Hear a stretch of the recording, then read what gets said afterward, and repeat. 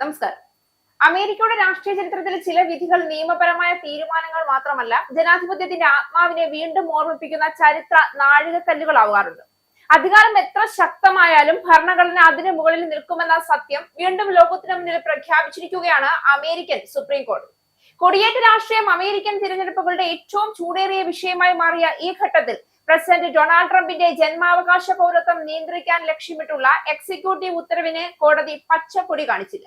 പകരം ഭരണഘടനയുടെ അടിത്തറയായ 14ാം ഭേദഗതിയുടെ ശക്തി വീണ്ടും ഉറപ്പിച്ചു. അമേരിക്കയിൽ ജന്മാവകാശ പൗരത്വം നിർത്തലാക്കാനുള്ള US പ്രസിഡന്റ് ഡൊണാൾഡ് ട്രംപിന്റെ നീക്കത്തിന് US സുപ്രീം കോടതിയിൽ കനത്ത തിരിച്ചടിയാണ് നേരിട്ടത്. ട്രംപ് ഭരണകൂടത്തിന്റെ വിവാദ എക്സിക്യൂട്ടീവ് ഉത്തരവ് ഭരണഘടനാ വിരുദ്ധമാണെന്ന് വ്യക്തമാക്കി 6-3 ഭൂരിപക്ഷത്തിലാണ് സുപ്രീം കോടതി തള്ളിയത്. അമേരിക്കൻ ഭരണഘടനയുടെ 14ാം ഭേദഗതി അനുസരിച്ച് US മണ്ണിൽ ജനിക്കുന്ന കുട്ടികൾക്ക് പൗരത്വത്തിന് അർഹതയുണ്ട് എന്ന് ചീഫ് ജസ്റ്റിസ് ജോൺ റോബർട്ട്സ് തലവനായ ബെഞ്ച് വ്യക്തമാക്കി.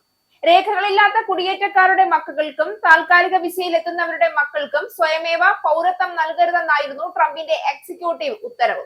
എന്നാൽ ഇതിന് നിയമപരമായ അടിത്തറയില്ല എന്ന് സുപ്രീം കോടതി വിലയിരുത്തി. 9-അംഗ ബെഞ്ചിലെ 3 ജഡ്ജിമാരായ Clarence Thomas, Neil Gorsuch, Samuel Alito എന്നിവർ വിധിയോട് വിയോജിച്ചു.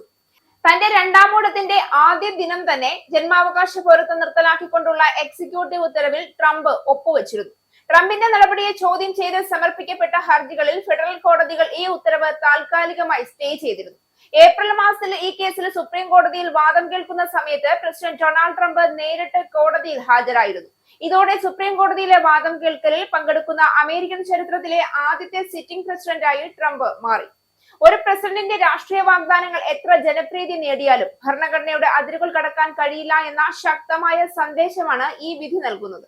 അമേരിക്കൻ രാഷ്ട്രീയത്തിൽ പുതിയ ചർച്ചകൾക്കും കുടിയേറ്റ നയങ്ങളെ ചുറ്റിപ്പറ്റിയുള്ള പുതിയ പോരാട്ടങ്ങൾക്കും തുടക്കമിടുന്ന ഈ സുപ്രധാന വിധി ഇനി ട്രംപിന്റെ രാഷ്ട്രീയ യാത്രയെയും 2026 ശേഷമുള്ള അമേരിക്കൻ രാഷ്ട്രീയ അജണ്ടയെയും എങ്ങനെ സ്വാധീനിക്കും? അതാണ് ഇനി എല്ലാവരും ഉറ്റുനോക്കുന്നത്. ഈ വിധിയുടെ രാഷ്ട്രീയ പ്രത്യാഘാതം വളരെ വലുതാണ്. ട്രംപിന്റെ ശക്തമായ തിരഞ്ഞെടുപ്പ് അജണ്ടകളിൽ ഒന്നായിരുന്നു അനധികൃത കുടിയേറ്റം നിയന്ത്രിക്കുക എന്നുള്ളത്.